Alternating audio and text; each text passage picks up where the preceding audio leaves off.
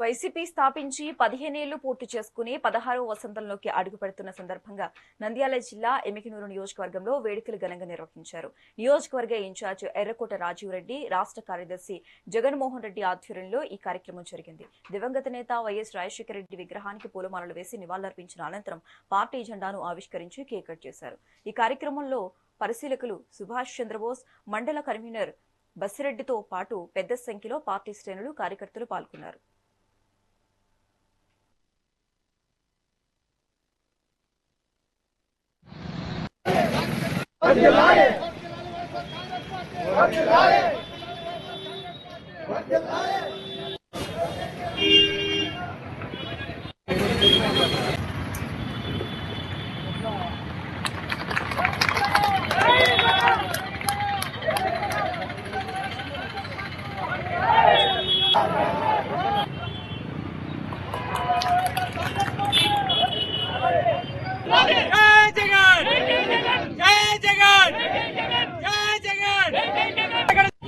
YSR Congress party ఆవిర్భావం సందర్భంగా ఈరోజు ఎమ్మెల్యే పట్టణంలో వైఎస్ఆర్ కాంగ్రెస్ పార్టీ ఆధ్వర్యంలో ఈరోజు ఘనంగా జరుపుకోవడం జరుగుతూ ఉంది.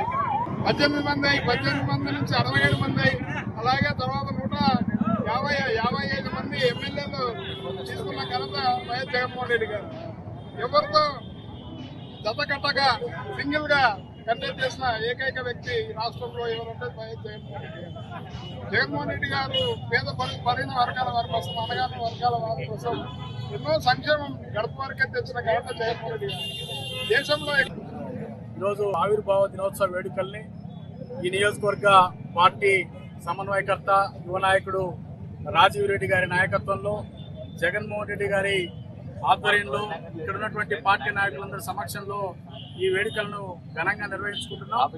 వైఎస్ఆర్ కాంగ్రెస్ పార్టీ ఆవిర్భావం అనేది ఈ రాష్ట్రంలో ఒక సంచలనాత్మకమైన పార్టీ. అది వైఎస్ రాజశేఖర రెడ్డి గారు మన ఉమ్మడి జిల్లాలో హెలికాప్టర్ ప్రమాదంలో మరణించిన తర్వాత ప్రజల పక్షాన నిలబడడానికి వైఎస్ జగన్మోహన్ రెడ్డి గారు వైఎస్ఆర్ కాంగ్రెస్ పార్టీని 2011 మార్చి 12వ తేదీన ఏర్పాటు చేయడం జరిగింది.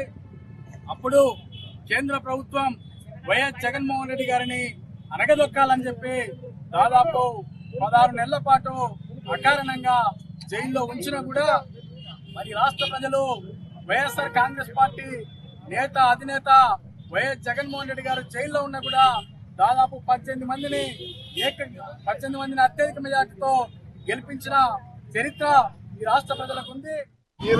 వైఎస్ఆర్సీపీ పార్టీని ముందుకు తీసుకుపోవడమే కాకోకుండా 2029లో ఖచ్చితంగా వైఎస్ఆర్సీపీ పార్టీని నిలబెడతాం, వైఎస్ఆర్సీపీ పార్టీని గెలిపిస్తాం. ఇక్కడున్న ఇప్పుడు జరుగుతున్న రాజకీయ పరిణామాల్లో కమిషన్లు తీసుకునే ఈ ప్రభుత్వం, కమిషన్ల కోసమే తాపత్రపడే ఈ ప్రభుత్వం, అదంతా కాకోకుండా కూడా ఏ పథకాలు సూపర్ సిక్స్ కావచ్చు, లేకపోతే నిరుద్యోగులది కావచ్చు, అందరికీ ఎవరికైతే ఇస్తా అని చెప్పినారో ఏది చేయకపోవడం ఈ ప్రభుత్వంకి పెద్ద సిగ్గుచేటు. ఇవన్నిట్లో కూడా ప్రతి ఇచ్చిన హామీని 2019 మేనిఫెస్టోలో జగన్మోహన్ రెడ్డి అన్న గారు ఇచ్చిన మాట ఏదైతే ఉందో, మేము చేయగలిగింది ఇది, మా పార్టీ చేసేది ఇది అని చెప్పిన తర్వాత 100% ప్రతి ఒక్కటి కూడా పథకాన్ని అమలు చేసి వైఎస్ఆర్సీపీ పార్టీని ముందుకు తీసుకుపోవడమే కాకోకుండా 2020